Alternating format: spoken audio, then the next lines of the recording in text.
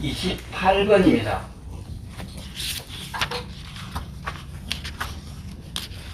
한번 읽어보면요. 부처님이 먼저냐, 법이 먼저냐. 법이라고 하는 것은 부처님의 가르침이고, 우리 생각에는 부처님이 먼저고, 그 다음에 법이 뒤에 있지 않을까. 일반적으로 우리 생각이 그렇습니다. 부처님이 깨달음을 얻고 난 다음에 팔만대장경이라는 법이 있으니까 보통 그렇게 생각하잖아요. 밑에는 질문. 부처님과 법에서 부처님이 먼저입니까? 법이 먼저입니까? 법이 먼저라면 그 법은 어떤 부처님께서 설하신 것이며, 부처님이 먼저라면 부처님께서는 어떤 법의 가르침을 이어받아 도를 이루신 것입니까? 그러면 부처님이 먼저라고 하면 부처님이 하신 그 말씀은 부처님이 창작을 했을까? 이 내용이에요. 답이라, 부처님은 법보다 먼저 있기도 하고 뒤에 있기도 하다. 질문. 무엇 때문에 부처님과 법의 순서에 앞뒤가 있습니까? 답.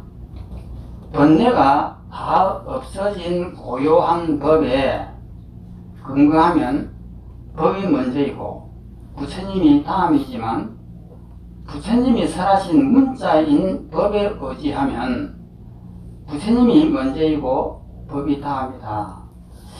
다시 보겠습니다. 그 번뇌가 다 없어진 고요한 법, 이렇게 번역이 되어 있는데, 그 왼쪽에 원문에 보면은 답이라 약그 정밀법이라고 했습니다. 정밀법에 의거하면 이 뜻이거든요. 그러면 정밀이라고 하는 것이 뭘까? 부처님이 돌아가신 것을 정멸궁이라고 이렇게 합니다. 또 그 다음에 부처님이 또 계신 곳을 또 정멸궁이라고 또 하기도 해요. 그러면 정멸이라고 하는 이 단어의 뜻이 무엇인가 하는 겁니다. 그래서 여기서 번역을 번뇌가 다 없어진 고요한 법, 이렇게 정밀법을 이렇게 번역을 했습니다. 그러면 번뇌가 다 없어져 버린 그 고요한 그것을 갖다 정멸이라고 이렇게 번역을 한 거예요. 그러면 번뇌가 다 없어진 고요한 것은 어떤 상태냐? 이것을 연기법이라고 합니다. 그러니까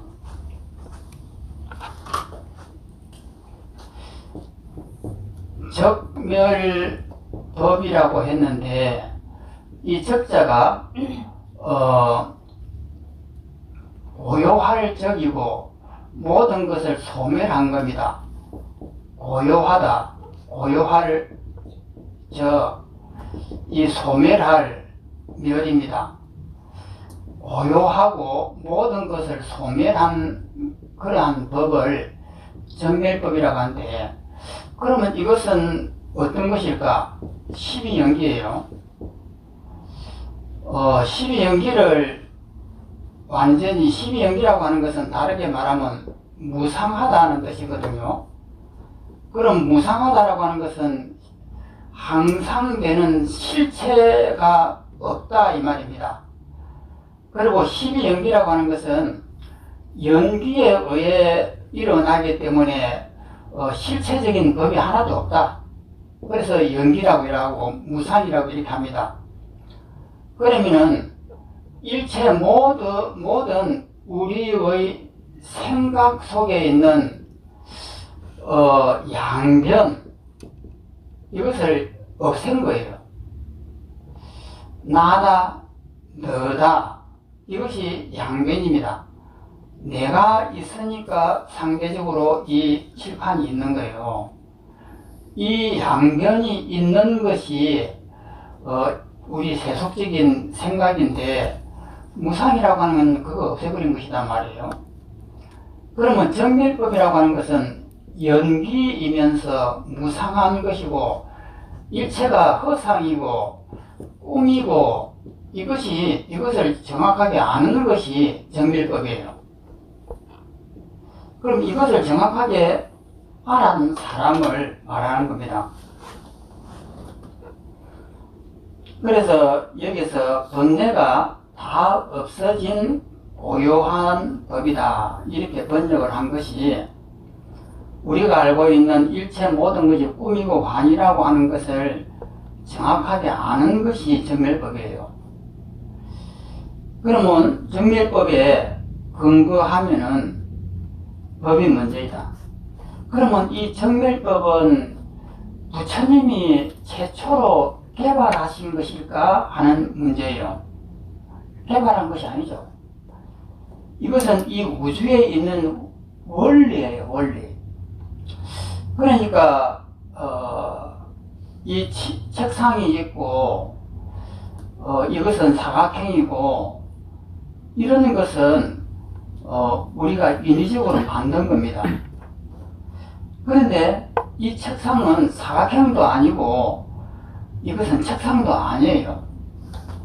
그러면 우리가 여기에다가 이름을 붙이니까 이것이 책상이고 이것은 사각형이고 이렇게 되지만 그것은 우리 업으로 이름을 만들어서 붙인 거예요.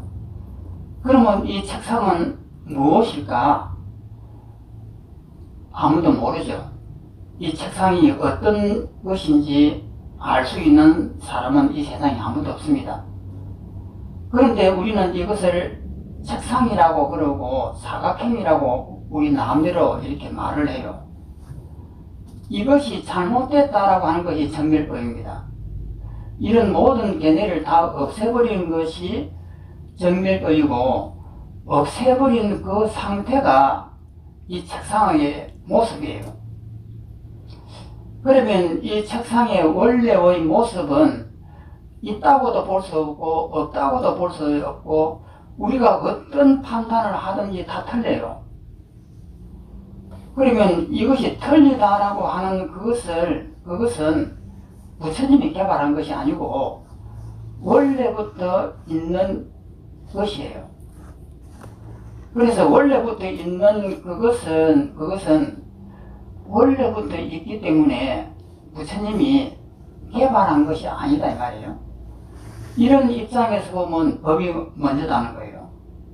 그리고 부처님이 뒤다 이렇게 말할 수가 있고 또 다르게 말하면 부처님께서 법을 설하셨으니까 그럼 부처님이 먼저이고 이런 정결이라고 하는 이런 것이 전부 다 허상이고 양변이 다 없는 것이다 라고 하는 것은 부처님이 입으로 말씀하셨으니까 부처님이 먼저고 법이 뒤다 뭐 이렇게 이야기하는 겁니다.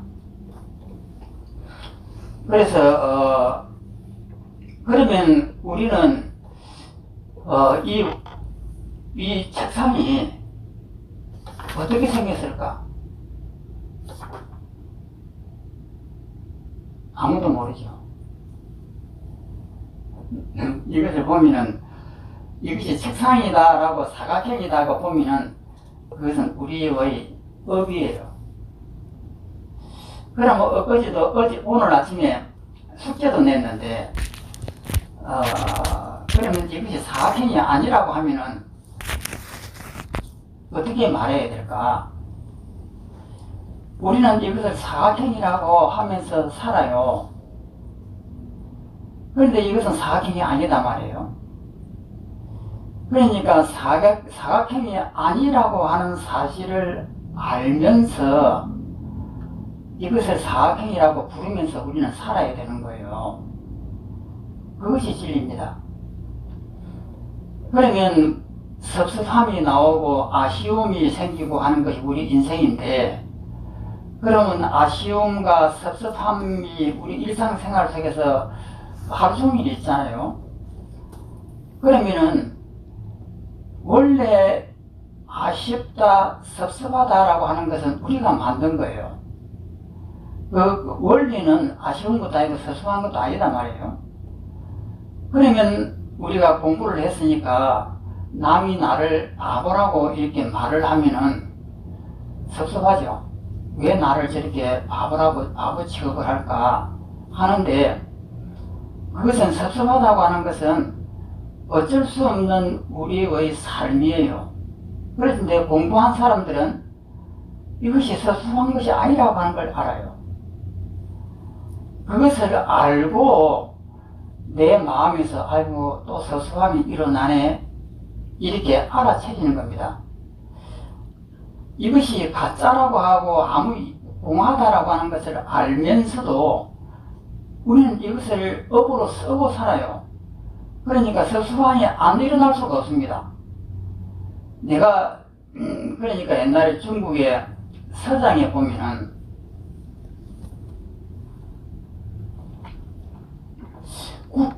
국부인 이야기가 나옵니다. 국부인이라고 하는 건 정성 부인인데 이분이 공부를 많이 했습니다. 그래갖고 전부 다 자타가 다 도인이라고 이렇게 말을 하는데 어느 날 이 국부인의 아들이 죽었습니다. 죽으니까 이 국부인이 대성통곡을 하고 온단 말이에요. 그러니까 주위 사람들이 이상한 거예요.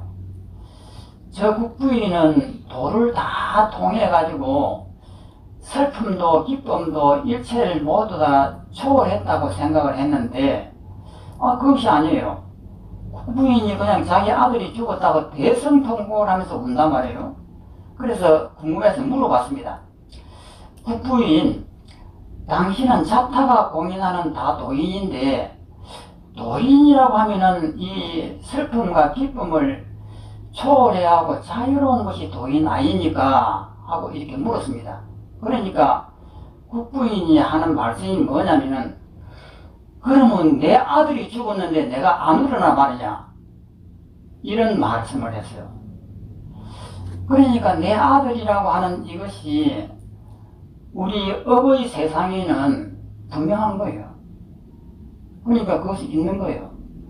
그런데 진리의 입장에서 보면 없는 거죠. 그러니까 없다라고 하는 사실을 분명하게 알면서 이 내 아들이 죽으니까 눈물을 흘리고 슬퍼하고 한다 이 말이에요. 이것이 깨달음입니다. 그러면 이런 것을 그러면 중생도 이렇게 하지 않느냐 이렇게 하는데 깨닫지 못한 사람들이 이렇게 하죠. 그런데 깨닫지 못한 사람은 뭐가 다르냐면은 거기에 집착을 해요. 집착을 해하고 그걸 잊지 못해하고 힘들고 막 이렇게 그리워하고 안타까워한단 말이에요. 그러면 국부인은 그렇게 그리워하고 안타까워하지 않느냐? 아들이 죽었으니까 그냥 끝나도 땡 하고 그냥 끝나느냐? 아니죠. 국부인도 아쉬워하고 그리워한단 말이에요. 그것은 우리 인간이니까 어쩔 수 없는 거예요. 그런데 이것이 꿈이고 환이라고 하는 사실을 정확하게 안다 이 말이에요. 정확하게 알고 그리워하고 슬퍼하고 이렇게 한다 이 말이에요. 그러면은 중생은 거기에 집착을 해가지고 거기서 병이 들고, 그런데 깨달은 사람은 병이 드는 것은 아니에요. 그러니까 내 업으로서 내가 낳아가고 키웠던 내 아들이 죽으니까 내가 당연하게 슬프다. 슬프지만은 이것이 전부 다 공한 줄 안다 이 말이에요. 그러니까 그러한 법이 이 번뇌가 다 없어진 고유한 법에 근거하면은 법이 문제가 된다 이 말이에요. 이것은 부처님이 개발한 것이 아니에요. 부처님이 태어나기 이전부터 원래부터 있는 것이란 말이에요. 법이 문제이고 부처님이 다음이지만 부처님이 설하신 문자인 법에 대장경에 8만 대장경에 의해서 의지하면 부처님이 문제이고 법이 다음이다. 부처님 입에서 그런 이론이 나왔으니까. 또 그냥 무엇 때문이겠느냐? 모든 부처님께서는 근대가 다 사라진 고유한 법에서, 이건 정멸법입니다. 정멸법에서 성불하였기 때문에 법이 먼저이고 부처님이 다합니다. 부처님이 태어나기 전부터 이것은 책상이 아니에요. 그래서 우리 인간이 살다 보니까 이것이 책상이라고 하고 이것이 사각형이라고 하는 것이지, 원래 이것은 책상도 아니고 사각형도 아니에요. 그러면 이것의 진짜 모습은 무엇이냐? 아무도 몰라요. 그러니 우리 인간이 되니까 이거 책상이라고 하지만 고양이가 보면 이 책상이 아니에요. 또 개미가 보면 전혀 책상이 아니고, 사천왕 같은 이렇게 큰 생명이 보면은 이것은 눈이 안 보일 것이고, 그러니까 이 책상은 어떤 모습도 있는 것이 아니에요. 그래서 가상현실이라고 한다 이 말이에요. 그런데 우리가 이제 앞으로 한 20년이나 30년 한 50년 지나면은 어떻게 될지 모르잖아요, 이 우주가. 그러니까 우리 몸을 가지고 있을지, 앞으로 한 100년 지나면은 우리가 몸을 가지고 있을지, 아니면 몸을 없애버리고 이 머릿속에 있는 기억 정보만 이렇게 흩어가지고 공기 속에 흩어가고 있을지 아무도 모른단 말이에요. 그러면 공기 속에 흩어가지고 있으면은 이런 책상 같은 것도 책상이라고 볼 필요가 없잖아요. 왜냐면 우리는 이것이 손으로 돼 있고 육체로 돼 있으니까 딱딱하지만은 이 원자로 돼 있고 이 정보가 원자 속에 들어가 저장되어 있다고 하면은 딱딱할 필요가 없는 거예요. 그냥 통과될 수도 있는 거예요. 그러면 그때의 이 세상은 어떤 모습으로 보일까? 우리와 같은 이런 모습은 아니겠죠. 지구라든지 별이라든지 이런 모습은 사라질 겁니다. 그러면 그들을 나름대로 또 업이 있어가지고 어떤 세계를 만들겠죠. 그러니까 우리가 몸이 있으니까 이것이 책상이고 이것이 사각형이지만 이것은 우리가 만든 업이에요.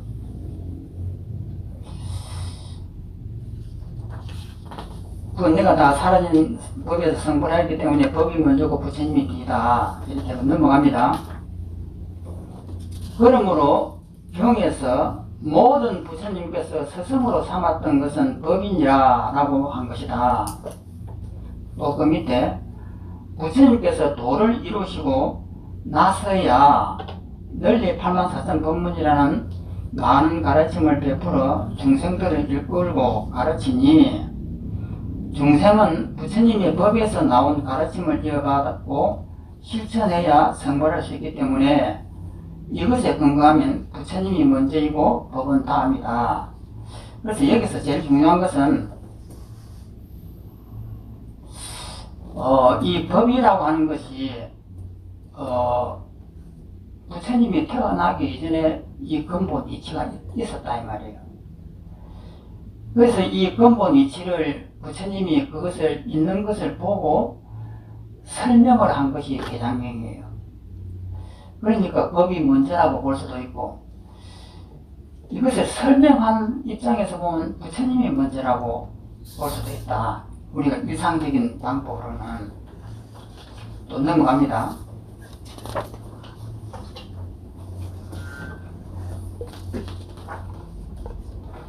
(29번) 설법에 통하고 종지에도 통한다. 설법이라고 하는 것은 말입니다. 각가지의 이 말로서 표현하는 것이고, 이 종지라고 하는 것은 이 법 자체를 갖다가 말하는 거예요. 종이라고 하는 것은 근본 종이거든요. 종지라고 하는 것은 부처님의 법의 핵심을 종이라고 해요. 그러니까 종지는 뭐냐면 연기고 공이고 진공요유고 여러 가지로 표현하겠죠. 그래서 설법하고 종지하고 이 두 가지를 이야기하는 겁니다. 그 밑에 있는 질문, 어떤 것이 설법에 통하지만 종지에는 통하지 않는 것입니까? 답이라, 말과 행동이 서로 어긋나는 것, 이것이 설법에 통하지만 종지에는 통하지 않는다. 우리 이제 중생들이 자기가 깨달음을 얻지 못했습니다. 깨달음을 얻지 못해도 말은 할 수가 있는 거예요. 부처님 법은 12연기고 사성제고 오원이고 공이고 이렇게 말을 많이 할 수가 있는 거예요. 그러면 이런 말을 하는 것은 말과 행동이 서로 어긋난 것, 이것이 설법에는 통하지만 종지에는 통하지 않는다. 그러니까 이 책상이 사각형이고 이것을 책상이라고 부르지만은 이것은 사각형도 아니고 책상도 아니다, 이렇게 설명할 수가 있는 거예요. 설명하고 있는데 이것이 공한 모습을 못 보는 거예요. 머리로서는 알겠는데 실제 이 책상을 보면은 사각형이 분명히 있고 책상의 모양새가 분명히 있습니다. 이것을 말은 잘 하는데 그 종지를 얻지 못했단 말이에요. 그러니까 종지를 얻었다고 하면은 이것을 보는 순간에 이게 비어 있어야 되거든요. 내 몸도 비어 있고 이것도 비어 있어서 이 둘이 그냥 통으로 이렇게 하나가 돼가지고 텅 비어 있어야 되는데 그것이 아니단 말이에요. 입으로는 이것이 책상도 아니고 사각형이 아닙니다라고 말은 하면서도 자기는 그렇게 되어 있지 않는 거예요. 그러니까 이런 것을 말은 표현할 수 있지만은 근본 이 종지에는 통하지 못한다, 이것을 이야기하는 겁니다. 그 다음에 또 밑에 있는 문, 어떤 것이 종지에도 통하고 설법에도 통합니까? 깨닫기도 하고 말도 표현해낼 수가 있느냐, 이 두 가지를 다 할 수 있는 사람입니다. 답이라, 말과 행동에 서로 어긋남이 없는 것, 말로서 표현했을 뿐만 아니라 그 행동도 비어서 없는 것이 몸으로 느껴지는 거예요. 그래서 말로서 이것이 비었습니다 라고 말도 할 수 있지만 자기의 몸소 행동도 이것이 비어 있는 것이 자기한테 체험이 되어야 되는 거예요. 그래서 말, 그 다음에 행동, 이 두 가지가 다 되는 것, 이것이 이제 서로 어긋남이 없는 것, 이것이 설법에도 통하고 종지에도 통하는 것이다, 이렇게 하는 거예요. 그러니까 우리가 말만 통하면 입으로는 열반을 이야기하면서 자기의 몸은 구속되는 거예요. 남이 나를 갖다 바보라고 욕을 했는데 그 욕이 허상이라고 하는 것은 이해는 하겠는데 속에서 굴 끓어오른단 말이에요. 그럼 이것은 행동으로는 안 되는 거예요. 열반의 모든 것이 공하다라고 입으로는 말은 하지만 몸은 걸린다, 이 말이에요. 이런 것이 말과 행동이 어긋납니다. 그래서 내 몸과 마음이 이렇게 비어 있다라고 하는 것을 내가 체험이 이렇게 돼야만이 이것이 된다. 또 넘어갑니다.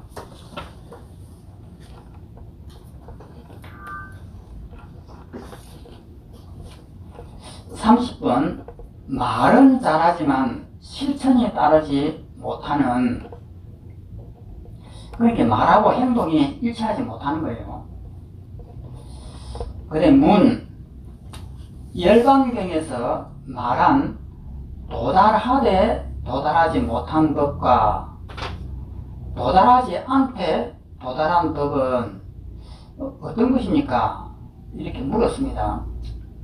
그러니까 답이라, 이치에 맞게 말은 잘하지만 실천에 따르지 못하는 것, 이를 일러 도달하되 도달하지 못한 법이라고 한다. 도달한다는 것은 말은 도달하지만 몸이 도달하지 못한다 이 말이에요. 그러니까 우리는 이 세상이 전부 다 공하다라고 우리는 배웁니다. 공하다고 배우면은 내 마음속에 이 세상이 전부 다 공하다라고 하는 것이 내 마음에 안착이 되어 있는가를 봐야 돼요. 그러면 이 눈에 보이는 이 세상은 실체하는 세계는 아니에요. 그러면 우리는 이 세상이 실체한다고 실제 있다라고 보기 때문에 어릴 때부터 지금까지 나는 왜 살아야 되는가, 그럼 어떻게 살아야만이 잘 사는 것인가, 사람과 사람과의 사이에서 일어나는 모든 일들, 이런 것에 의미를 두고 우리는 살아갑니다. 그것은 뭐냐면은 이 지구가 있고 우리나라가 있고 우리 사회가 있고 그 다음에 직장과 주위에 있는 친구들과 이 모든 것이 있다라고 하는 데서부터 시작이 돼요.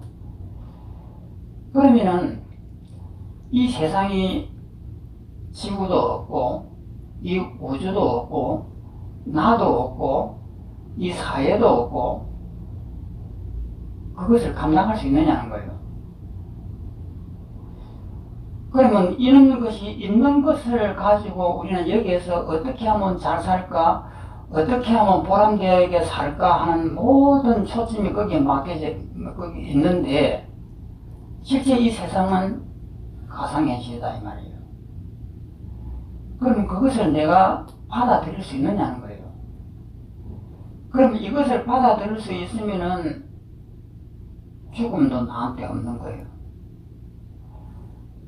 그러면 이것이 아무것도 없는 줄을 정확하게 내가 알고 있기 때문에 그 알고 있는 그 생각 속에 내가 딱 잠기는 순간 일체의 번뇌가 다 끊어져요. 끊어지지만은 또 눈을 뜨고 이 현실을 살아가면 꽃이 아름답고 산이 멋있고 바람이 시원하고 옆에서 또 누군가가 또 이야기를 하면 행복 속에 잠겨 있고 이런 것도 또 내 삶이다 이 말이에요. 그러면 또 사람이니까 경쟁을 하다가 실패도 하고 좌절도 하고 하는 것도 또 내 인생이에요.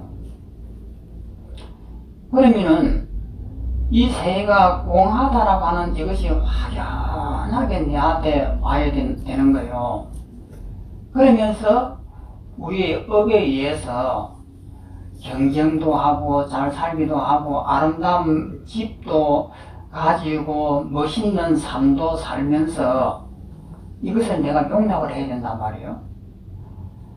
그러면은 아무것도 없는 텅 비어있는 일체의 정멸법 속에서 속을 내가 완벽하게 내가 감을 잡는단 말이에요. 잡으면서 일상생활 속에서 꽃들 보면 좋아하고 바람을 이렇게 불면은 시원해하고 행복 속에 빠지고 이런 것을 동시에 같이 하는 거예요. 그러면 같이 하면 할수록 지금 내가 느끼고 있는 이 모든 것이 정말 반갑고 나에게 이런 행복이 오구나 하는 것도 느끼면서 이렇게 사는 거예요. 이 두 개가 서로 모순되는 장면인데 이 모순되는 이 장면이 합쳐야 돼요. 그러니까 이 세상을 내가 산다고 하는 거, 살아간다고 하는 거, 이것은 가상세계예요. 그러니까 어떤 일을 하든지 좌절할 필요도 없는 거예요. 그러면 또 좌절을 하게 되면은 또 내가 아무것도 없는 이 곳에서 또 좌절이라고 하는 이런 것이 나에게 오구나. 그러면 이 좌절이라고 하는 것이 슬프고 괴로운 것이 아니고 반갑다 이 말이에요. 이 자들의 고통스러움도 참 내가 업을 가지고 있으니까 이런 재밌는 일도 나에게 오구나, 이렇게 그것을 바라볼 수 있는 힘이 있는 것, 이것이 깨달음입니다.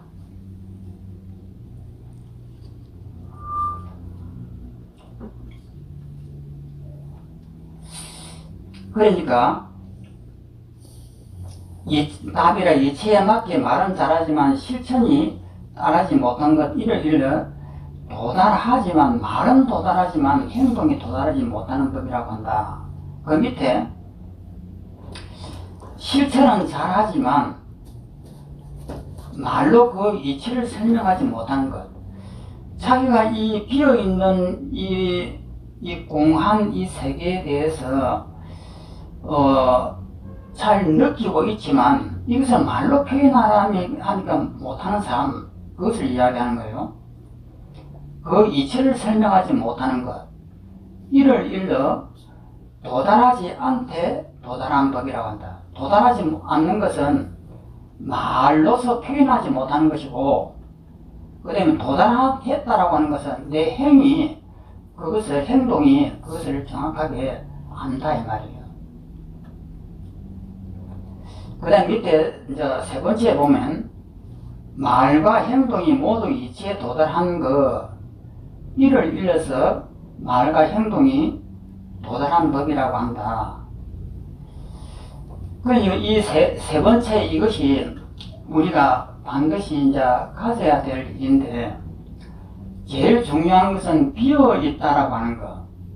이 책상을 보면서 우리가 이것을 책상이라고 하는 것에 한 번도 의심을 하지 않고 살았단 말이에요.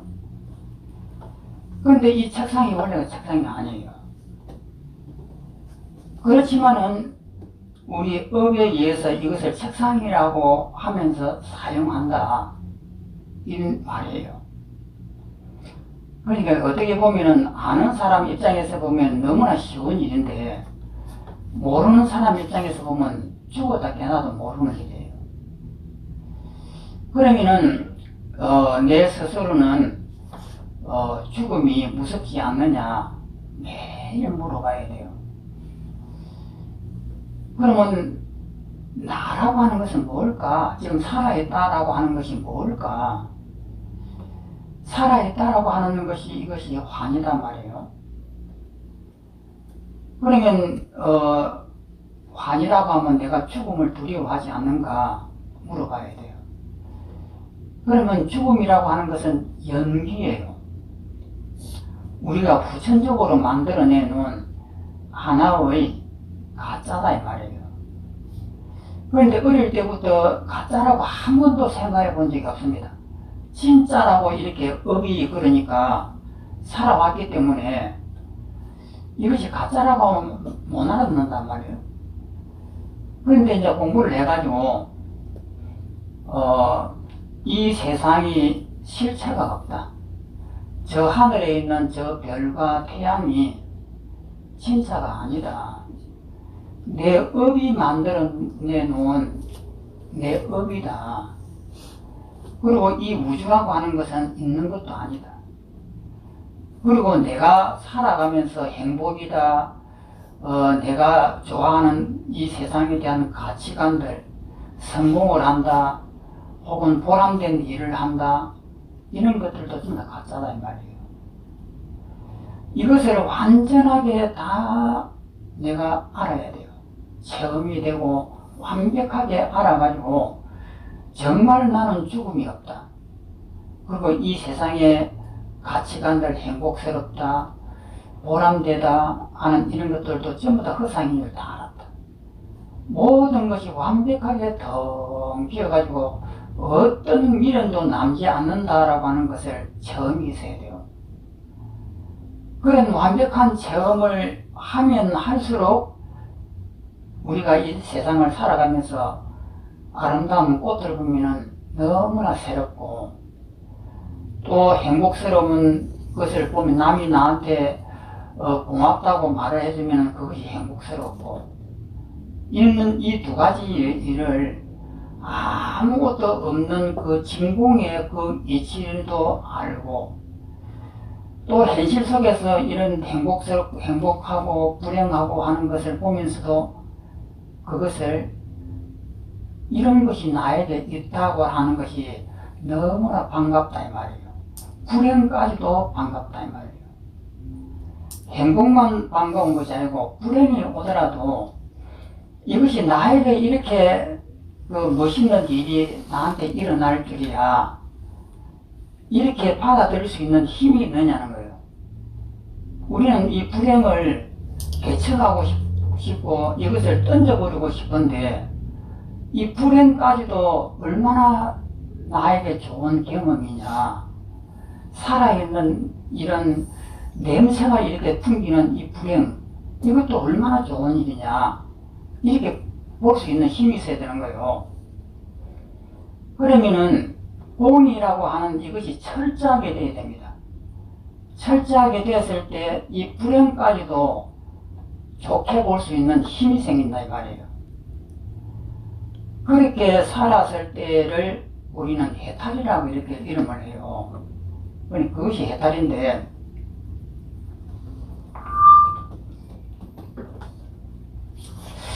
그래 이것을 해탈을 하려고 하면은 내 몸과 이 세상이 헛상이라고 하는 것을 매일매일 체험을 해야 됩니다.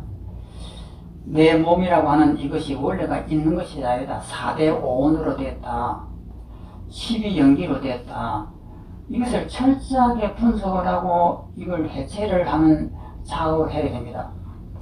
그러면 모든 것이 다 꿈이고 환이라고 하는 것이 착하게 느껴지는 거예요. 그것이 완전하게 느껴지면은 그 다음에 나한테 불행이 닥쳐온다 하더라도 그것이 가슴 아픈 것은 아니에요. 또 이러한 인연에 의해서 또 불행이 또 오구나. 또 힘든 일이 오고 남이 남한테 욕을 듣고 이렇게 오지만은 이것이 괴로워 죽는 것은 아니다 말이에요. 또 이런 업을 또 내가 또 경험하면서 사는구나. 이렇게 해야 된다는 거예요.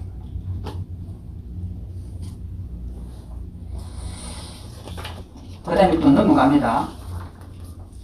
31번 유의법을 조금 더 버리지 않고, 유의법이라고 하는 것은 우리가 미워하고 원망하는 이 세상의 모든 것을 유의법이라고 이렇게 합니다.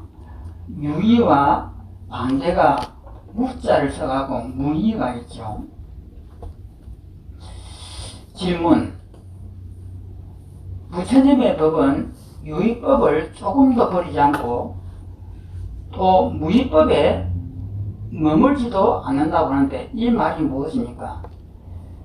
유의와 반대되는 무의에 대해서입니다. 그럼 유의법은 우리가 일상생활에서 이게 책상이고 이것이 사각형이라고 하는 이것이 유의법이에요. 그럼 무의법은 뭐냐면 이것이 책상도 아니고 사각형도 아니다라는 것이 무의법이에요. 그러니까 무의법은 진공이고 유의법은 요유예요. 이제 그것에 대해서 묻습니다. 답이라. 유의법을 조금 더 버리지 않는다는 것은 무엇을 말하겠느냐? 또 밑에 초발심에서 시작하여 보리수 아래에서 깨달음을 이루고 부시나가라 쌍림에서, 쌍림이라고 하는 것은 나무가 2개 있었던가 봐요. 쌍림에서 열반에 들 때까지 그 가운데 어떤 법도 버리지 않는 것이 곧 유의법을 조금 더 버리지 않는다는 것이다. 이것은 뭐냐면은 우리가 일상생활에서 미움과 원망과 사랑과 이런 좌절이라든지 공포라든지 하는 것이 있습니다.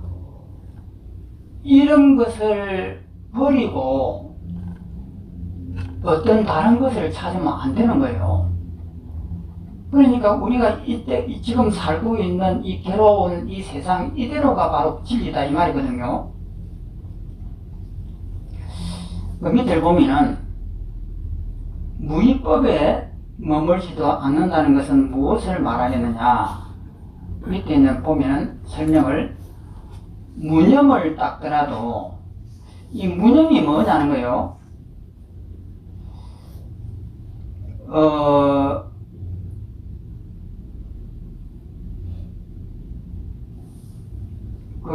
왼쪽에 보면은 밑에서 위로 세 번째 줄에가 그것입니다. 부주무이자라는 무념이더라도 비록 무념을 닦더라도 하는 그 무념이거든요. 그 무념이라고 하는 것은 뭐냐면 생각이 없다 이 말을 갖다 무념이라고 합니다. 그러면 무념이라고 하는 이것이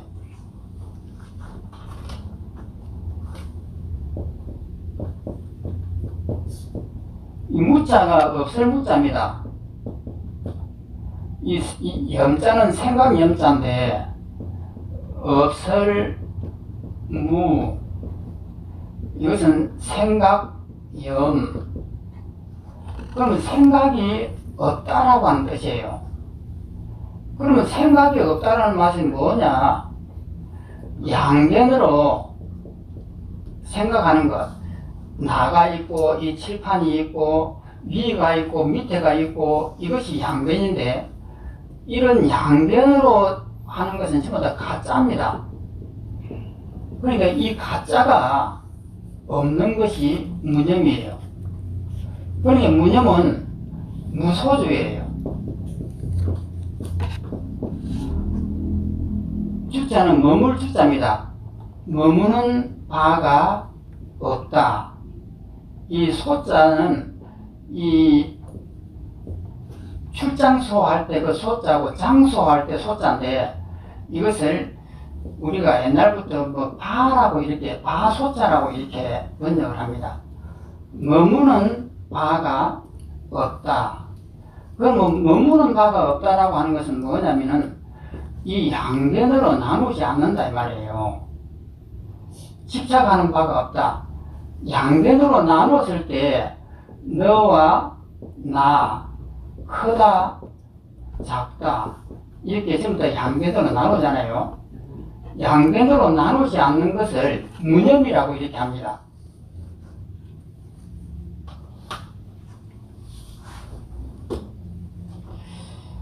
무념을 닦더라도 그럼 무념을 닦는다면은 모든 생각을 양면으로 나눠져 있는 모든 생각을 해체하는 것이 무념이에요. 무념을 닦더라도 무념으로 정떡하는 것이 아니다. 무념으로 정떡하는 것이 아니다 이 말은 무념에 집착하는 것이 아니다 이 말이에요. 무념을 닦더라도 무념에 떨어지지 않는다 이 말입니다. 정떡한다고 하는 것은 그것을 얻는다 이 말이거든요. 무념을 최고의 경지로서 여기지 않는다 이 말이에요. 그러면 이 말은 뭐냐면 우리가 무념하면 공을 생각합니다. 그런데 그 공이 진리가 아니에요. 그 공이라고 하는 것은 이 독약과 같은 것이거든요. 그러면 이 공을 왜 쓰느냐면은 있다라고 하는 것에 너무 집착을 하기 때문에 있다라고 하는 그 병을 다스리기 위해서 없다라고 하는 공을 임시 처방으로 쓰는 것이에요. 그러면은 아무것도 없는 공한 것을 최고의 경지다라고 하면 안 된다 이 말이에요. 그러면 무념을 닦는 것은 아무것도 없다라고 하는데 도달하고 하는 것이 아니다 말이에요. 그럼 뭐냐면은 일체의 양변을 다 부수고 나면은 미워하고 원망하는 이것이 진리다 이 말이에요. 그래서 진공묘유라고 이렇게 하는 거예요. 무념을 닦더라도 무념으로 정떡하는 것이 아니고 이 말은 무념으로 최고의 경지로 여기지 않는다 이 말입니다. 무념으로 정떡하는 것이 아니고 공을 닦더라도 공으로 정떡하는 것이 아니다. 이 공, 이것을 최고로 깨달음으로 여기는 것이 아니다.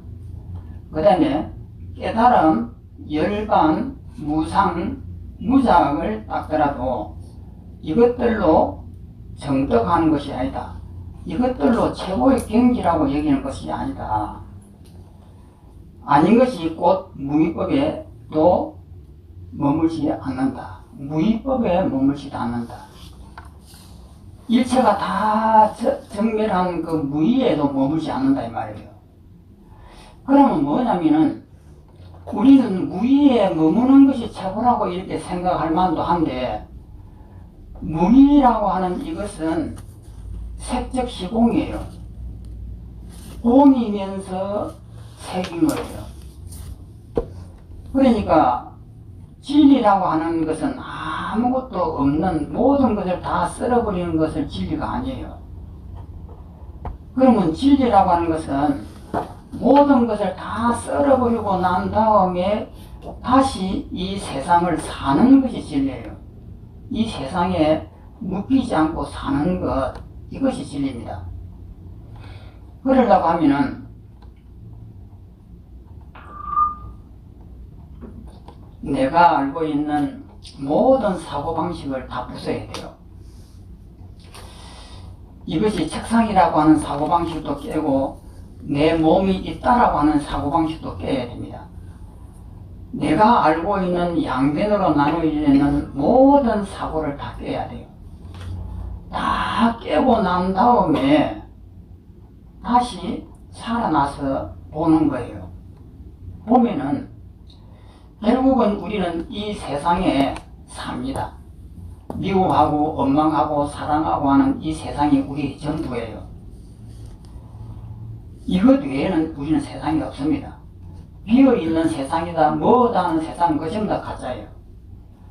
그러면 결국은 우리는 이렇게 보이는 우리가 살고 있는 이 세상이 전부예요.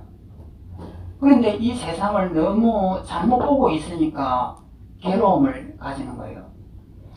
그렇기 때문에 이 세상이 허상인 줄 정확하게 알면서 이 세상은 우리 업의 눈에 비치는 세상이다라고 하는 것을 알면서 사는 거예요. 그래서 이렇게 살면서 우리가 이제 100살까지 이렇게 이 세상을 살면서 젊었을 때는 열심히 일하고 또 남하고 이렇게 시비도 하고 싸우고 이렇게 하면서 이렇게 산단 말이에요.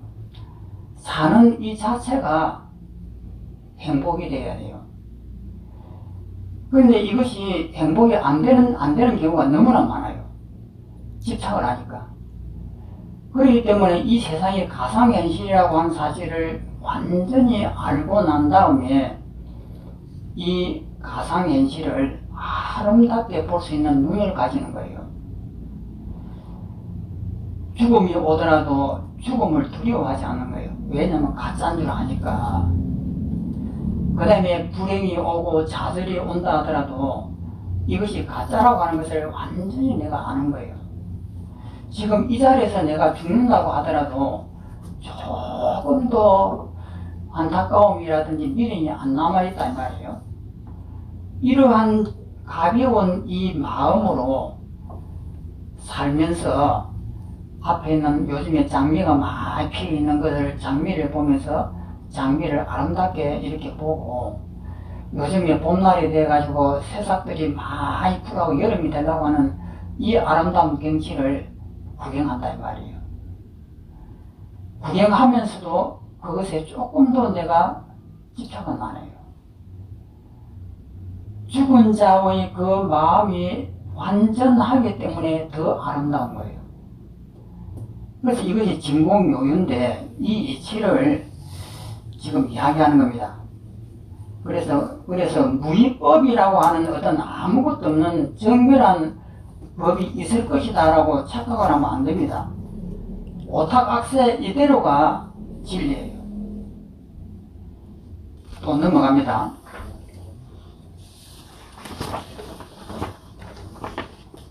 여기가 오늘 마지막입니다.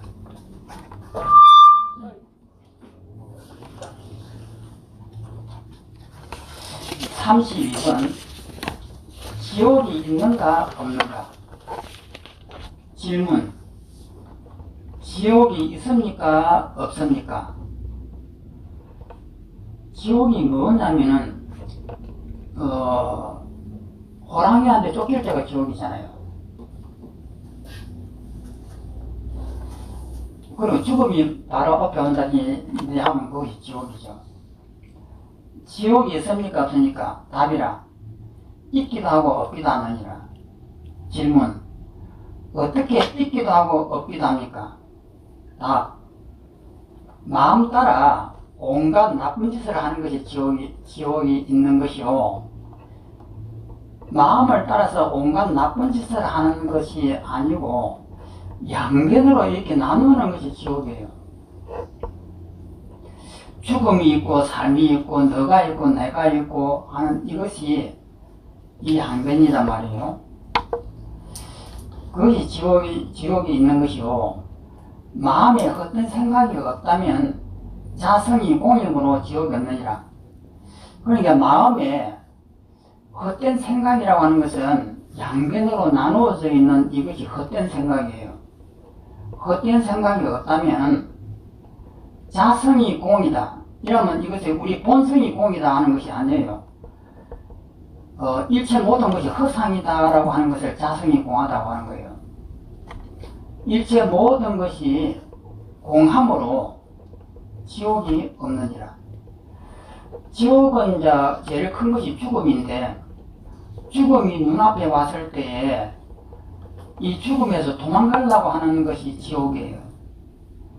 그런데 이 죽음이 눈앞에 왔을 때 이 죽음이 내 마음이 맞는 가짜라고 하는 사실을 아는 것이에요.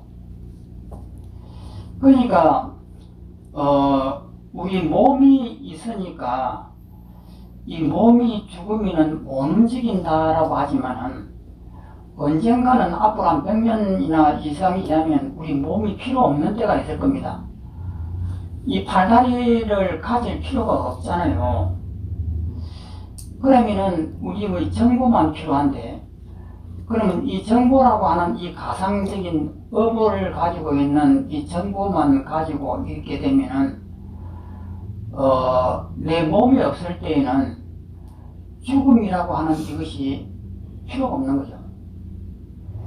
그러면 내 이 정보만 가지고 이 정보가 또 그 나름대로 어떤 그 생각을 하고 이제 죽음 비슷한 것을 만들지는 모르겠습니다만은 죽음이라고 하는 이것이 원래가 없다 이 말이야. 내 마음이 만든 착각이에요. 내 몸뚱이라고 하는 이것을 가만히 해체하려고 한번 뜯어보세요. 내가 어릴 때에 어머니 몸속에 있을 때는 아주 작은 이런 포도알 같은 것이 나였는데, 여기에다가 바깥에 있는 집수화풍이라고 하는 공기와 음식을 여기다 넣으니까 이렇게 자꾸 이렇게 커지면서 나중에 이렇게 사람이 됐단 말이에요. 그러면 이것 외에 이 모든 것은 전부 다 남들 것을 붙여놓은 것이잖아요. 그러면 최초의 나라고 하는 것은 아버지의 어떤 정자였다라고 이렇게 하는데, 요즘에는 뭐 과학에서는 이렇게 정자다라고 하는데, 눈에도 안 보이는 이 적은 것인데, 눈에도 안 보이는 이 적은 것도 지수화풍이에요. 그러면은 나라고 하는 것이 있느냐? 있을 택이 어디 있나요?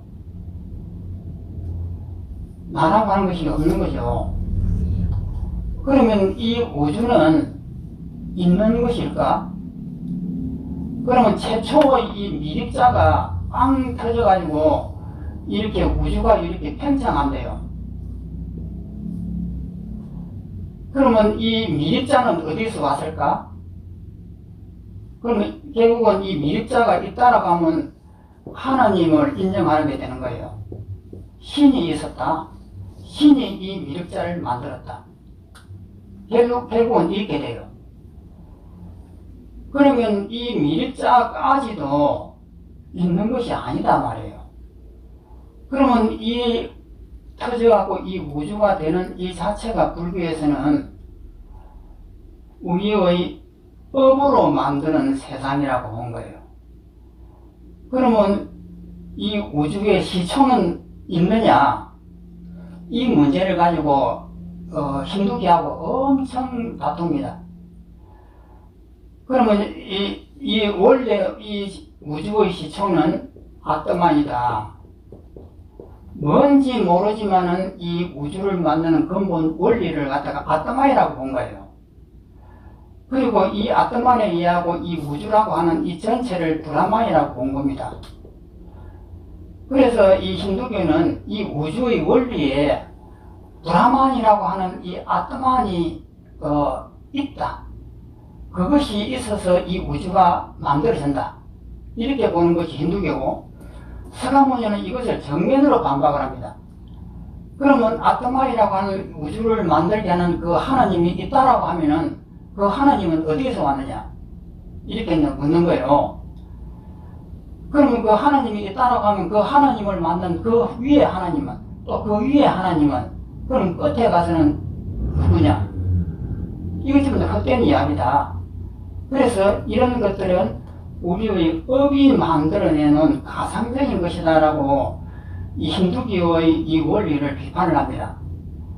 그러면 불교적인 입장에서 이 우주의 원리는 무엇이냐? 최초의 어떤 하나님이라고 하는 것이 근본이 이 우주를 만들었을까? 아니라고 보는 거예요. 그러면 이 우주의 실체는 없다. 실체는 없지만은 인간이 보면 인간의 업으로 이 우주가 보이고, 개미가 보면 개미의 업으로 이 우주가 보이고, 그 다음에 이불 찐득이 같은 작은 생명이 보면 그 나름대로 우주가 보이고, 사찰한 같은 엄청난 큰 생명이 보면은 그 나름대로 우주고, 각자가 자기 나름대로의 업으로 이 우주를 만들었을 뿐 이 우주의 실체는 없다. 이것이 이제 서가모니의 말씀이에요. 그러면은 우리는 생각을 합니다. 이 우주는 최초에 어떻게 생겼을까? 있는 것일까? 없는 것일까? 그리고 이 우주의 끝은 무엇일까? 이렇게 고민을 합니다. 그런데 불교적인 깨달음은 뭐냐면 일체가 몸이다 이 말이에요. 다 그 쓸모없는 것이다. 각자 자기 나름대로 우주를 생각했을 뿐이고 어떤 것도 실체가 없다. 그러면 이 우주는 각자의 생각으로 만드는 것이다. 이렇게 본다 이 말이에요. 그러면 이것을 정확하게 이제 알았으면은 이 우주라고 하는 것은 어떤 근거가 없다. 내 업으로 이 우주를 만들었다. 그러면 이 업이라고 하는 것이 뭐냐? 양변입니다. 이 세상에 존재하지 않는 것. 이 성과 없음은 이 두 개가 서로를 의지하고 살아요. 이 섬이라고 하는 것이 제 혼자서 존재할 수도 없고, 없음이라고 하는 것이 제 혼자서 존재할 수가 없습니다. 이 두 가지는 가짜예요. 이게 서로가 서로를 의지하면서 붙어 있는 하나의 허상이에요. 그럼 이런 것들이 전부 다 허상이라고 하는 것을 정확하게 알았을 때, 나의 이때까지 머릿속에 들어있던 정보라고 하는 가치관이 무너져 버려요. 그것이 다 무너지는 것이 정멸입니다. 그것이 다 무너지고 난 다음에 다시 이 성과 없음을 인정을 하고 살아가는 거예요. 그래서 이것을 가상세계라고 합니다. 그래서 이것을 열심히 살아가는 것, 그러면서 조금 더 집착이 없는 것, 이것을 깨달음이라고 보는 겁니다. 그래서 왼쪽에 있는 그 밑에 설명을 한번 보겠습니다.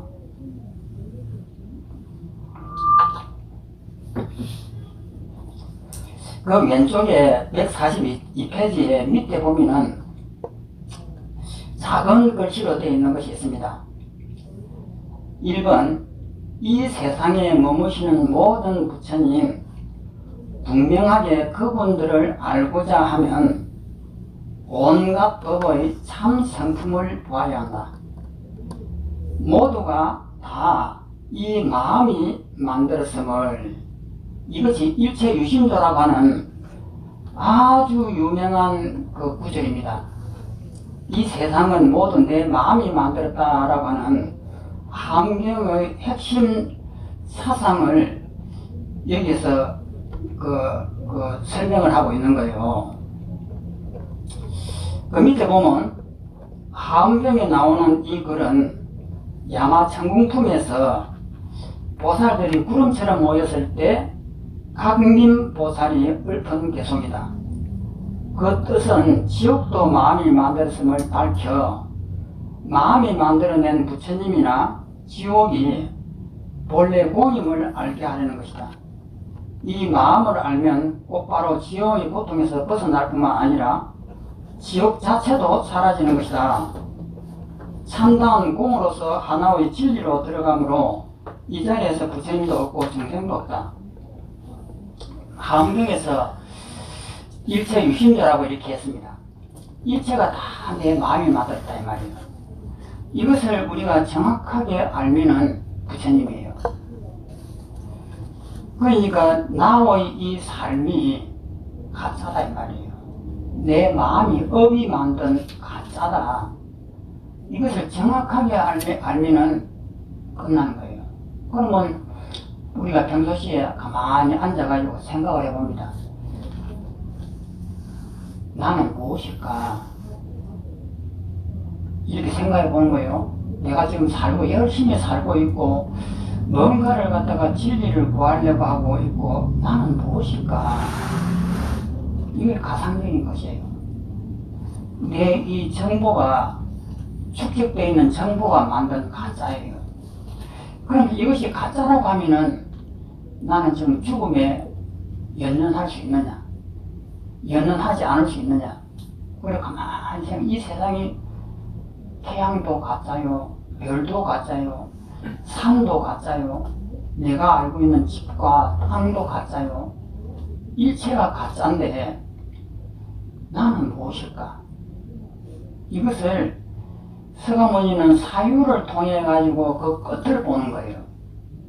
그 끝을 보는 순간에 내 집착이 확 달아나 버리는 거예요. 그래서 내 몸이 사라지고 이 우주가 이렇게 사라지는 것을 체험을 하는 겁니다. 체험을 하면서 깨닫는 거예요. 비로소 이 우주가 무엇인지를 깨달아 버리는 거예요. 그 이전만 하더라도 이 우주의 원리가 하나님이라고 하는 이 아트만 브라만이 있다라고 이렇게 배워왔는데, 어릴 때부터 배워왔는데, 이제 서가모니가 깨달고 보니까 이 모든 것이 근거가 없는 거예요. 그래서 마음의 자유를 얻습니다. 그러면은 전부 다 이제 도사님들 다 되셨죠? 공부가 딴 것이 아니에요. 그러니까 내 몸뚱이를 가만히 이렇게 해체를 해보면은 내 몸은 뭐냐? 내 몸이 이때가 있다고 철석같이 믿고 있었는데 밥 안 먹으면은 죽는 몸이에요. 공기 안 마시면 죽어요. 그러면 내 몸은 공기와 밥이에요. 그러면 이때까지 나는 만불의 영장이라고 생각하고 내가 뭔 대단한 것이라고 이렇게 생각했는데 바깥에 있는 공기와 밥이었어요. 이것을 철저하게 보는 것이 수행입니다. 그러니까 그렇게 철저하게 봐도 내 몸이 안 사라지는데 보통 이렇게 해요. 그것은 집중력이 없어서 그래요. 더 깊이 이렇게 쭉 바라다 보면은 모두가 없다라고 하는 것을 우리는 쉽게 알 수가 있습니다. 맞아, 아무것도 없어. 전부 다 가짜들이고 지수화풍이고 다 제자리를 다 돌려보내고 나면은 나라고 하는 것이 뭐지? 보면은 망념되어 있는, 축적되어 있는 수많은 가짜 정보들, 이 가짜 정보들은 양변으로 나눠집니다. 이 가짜거든요. 그럼 그 가짜니까 다 버려버리고 그러면 나는 뭐지? 아무것도 없단 말이에요. 아, 나는 없다. 아무것도 없구나. 이런 결론에 도달해도 내가 있습니다. 왜 있느냐? 내가 안 죽으려고 하는 내가 남아있는 거예요. 그러면 끝에 가서는 결국은 나를 죽이게 됩니다. 내가 살려고 하는 이 의지가 모든 것이 다 허상이고 꿈이라고 하는 것을 철저하게 다 알아도 그 밑바닥에 붙어 있는 거예요. 내가 있다라고 하는 이 근본적인 것이 딱 붙어 있습니다. 그러면 그것은 어떻게 놓느냐? 내가 살려고 하는 의지를 놓아야 돼요. 이 살려고 하는 의지를 탁 놓는 그 순간에 내 몸이 사라집니다. 그리고 이 우주가 사라져요. 그때 비로소 아는 것이 내 몸도 결국은 내 생각이 만들어낸 가짜다라고 하는 거예요. 내 업력이 만들어낸 가짜예요. 그러면 눈앞에 보이는 건물과 자동차와 거리와 하늘에 있는 구름이 무엇이냐? 이것도 결국은 내 업이 만들어낸 가짜예요. 이것을 한 번만 딱 체험을 하게 되면은 이것이 이제 진공이 되는 거예요. 그것이 체험을 하고 난 다음에 다시 이 세상을 보는 거예요. 이것이 전부입니다.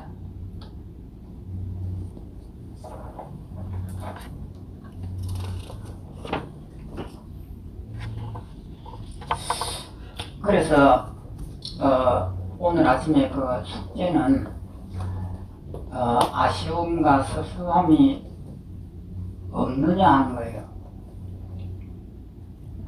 우리가 살다 보면 아쉬움과 섭섭함이 왜 없겠습니까? 다 있죠. 부처님도 있는 거예요. 있지만은 그것이 내 업으로 만든 가짜라고 하는 사실을 정확하게 알고 그 섭섭함과 아쉬움을 쓰는 거예요. 마음에서 아쉽다, 섭섭하네, 내 마음이 섭섭하는 것이 일어나는 것을 내가 보는 거예요. 보면서 내 업이 또 이런 또 마음을 만들어내구나. 그것을 정확하게 내가 자각을 하는 순간에 그것이 사라집니다. 그런데 이것을 자각을 못하면 미련이 남아요. 미련이 남아고 섭섭하다 또 섭섭하다 하는 생각이 이렇게 자꾸 꼬리를 물거든요. 그런데 이것이 공하다라고 하는 것을 정확하게 알고 난 다음에 이 섭섭한 이 마음을 바라보면은 내 업이 또 이렇게 섭섭하다고 또 여기고 판단을 하고 있구나. 내 업이 이렇게 작동을 하고 있네 하고 바라보는 거예요. 바라보는 순간에 섭섭한 마음이 사라져 버립니다. 그렇기 때문에 부처님이 되더라도 이것은 있습니다.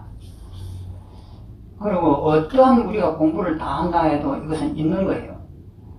섭섭하고 아쉬운 마음들, 내가 키워놓은 내 자식들이 다 자기가 다 컸다고 해가지고 또 이제 부모를 무시한다든지 또 이렇게 되면 또 섭섭한 마음이 일어나고 이것은 사람인 이상 어쩔 수 없는 거예요.